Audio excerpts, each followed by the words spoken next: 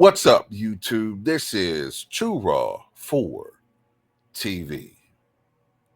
All right, so shout out to Sports and Fitness Rants for being the first one that I saw talking about this in the LDBC. All right, please subscribe to Sports and Fitness Rants. One of the best things going on out here today. Okay, so look. Last night, the Los Angeles Lakers defeated the Sacramento Kings 103-99. It was their second consecutive victory, and I think they improved to, what is their record now? I think it might be 15-12, I think it's 15-12. Anyway, LeBron Ramon James stat padded his way to 32 points and 4 steals. He also had 4 turnovers. The all-time leading turnover king adds to that tally, regular season and playoffs. I believe he's also the all-time leader in turnovers for American players in the Olympics as well. But anyway, I want to focus on his outside shooting. LeBron Ramon James, or Longball Bron, as I like to call him, was 1 of 8 from downtown. Now, this comes after him being critical of NBA players and the league in general shooting too many threes. 1 of 8. This guy just says whatever he wants to. It's like, in LeBron James's mind, he seems to think that he is exempt from general consensus criticism, or whatever the case may be. Like, if there's a problem affecting the league, well, it doesn't apply to him. It's to everybody else, If there's no defense in the NBA being played, he'll critique the NBA as a whole. And because he don't give a damn about the game in that manner, he'll go out there and without any hesitation, any guilt, play absolutely no defense. Because he has a sense of entitlement, for the one thing. He doesn't have to, because I'm LeBron Ramon James. And that's a sign of gross narcissism. When you go out there and critique the league for shooting too many threes, then you go out there and yak up 8 bricks, 7 bricks, 1 made.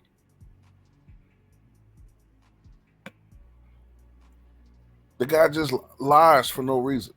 Let me say something else, too.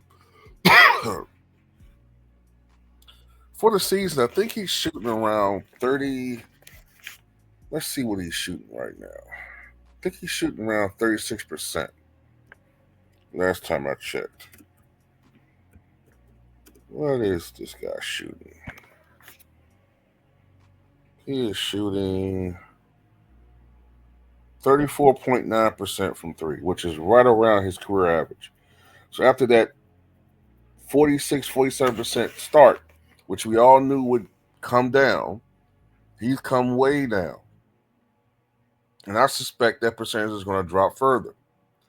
Now, this is why I bring this up. He's a 34.9% three-point shooter so far. He's a 34.8% three-point shooter in his career. Now, why is that significant? He's shooting in the most free-flowing, offensive-friendly era, arguably in the history of the NBA. Probably in the history of the NBA.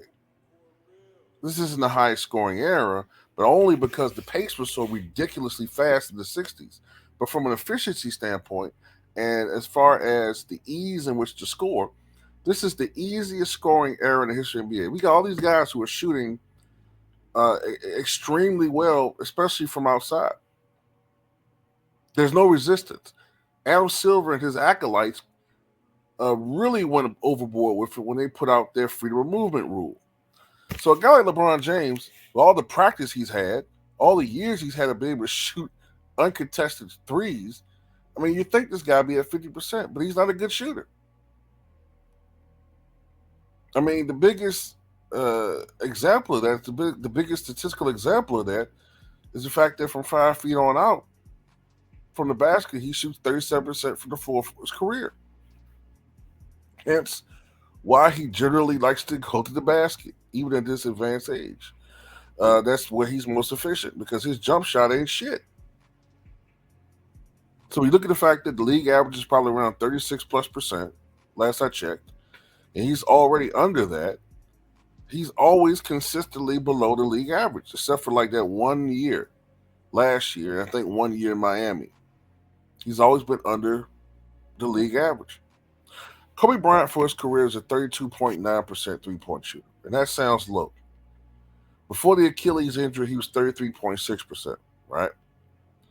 Now, Kobe's three-point percentage is a bit misleading because A, he played in a defensive era where the spacing was not the same, and it was just far more difficult to score, especially before 2005, 2006.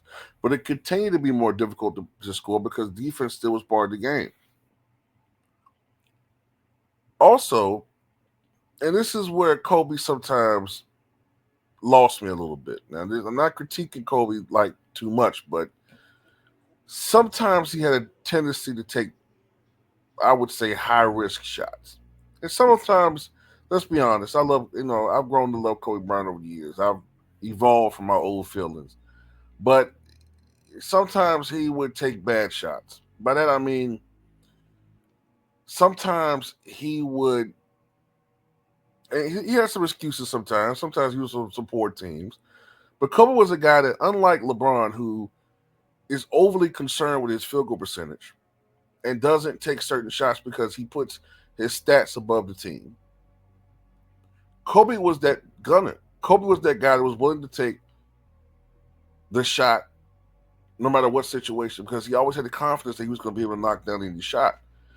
But as a consequence of that, sometimes his field goal percentage would suffer. But in hindsight, when you look at everybody in his era, nobody shot over 50%. No perimeter player shot anywhere near 50%. And the new norm, instead of 50%, was 45%. Contrast it to 1985, when Larry Bird said, if you're shooting 45% in this era, you're going to go to the bench. But 1985 was different from 2000. Michael Jordan, on the other hand, shot 32.7% from the floor from three-point range in his career. But that was misleading as well because many of the early years of his career, he didn't really take the three-point shot. It was a shot that was generally eschewed by most teams. It was not seen as a smart shot. It was seen as novelty. It was seen as an old novelty from the ABA. And Jordan didn't really seriously incorporate that shot into his game until around the 80, I think the 89, 90 seasons when he really seriously started taking that shot. Now, before they moved the line in the mid-90s, he shot 37.6% from the three-point range that year. And if you look at his career in the 90s, in the NBA Finals, he was around 37% from three. And in the seasons in which he took three-point attempts or more, he shot 38, I think it's over 38% from three. So in reality, Michael Jordan developed into a good three-point shooter as his career progressed. So his three-point percentage is misleading.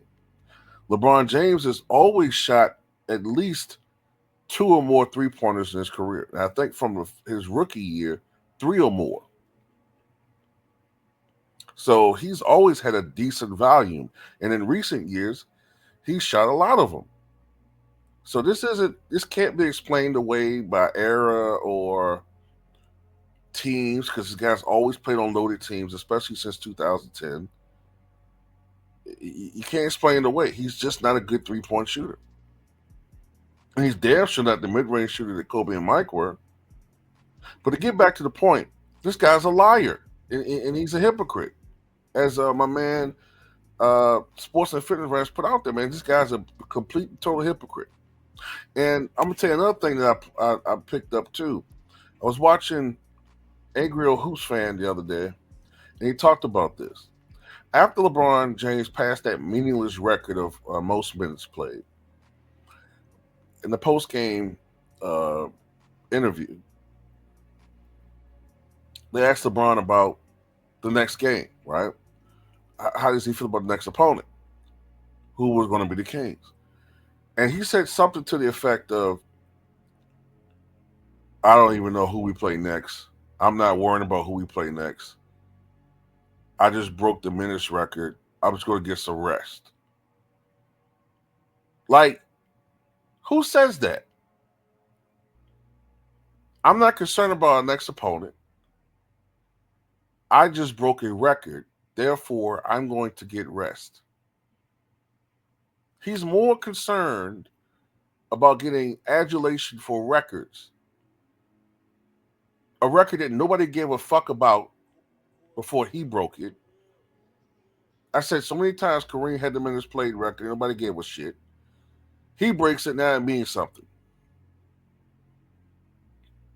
Which, by the way, it's easy to play a lot of minutes at his advanced age when you're not playing any defense on that side of the ball.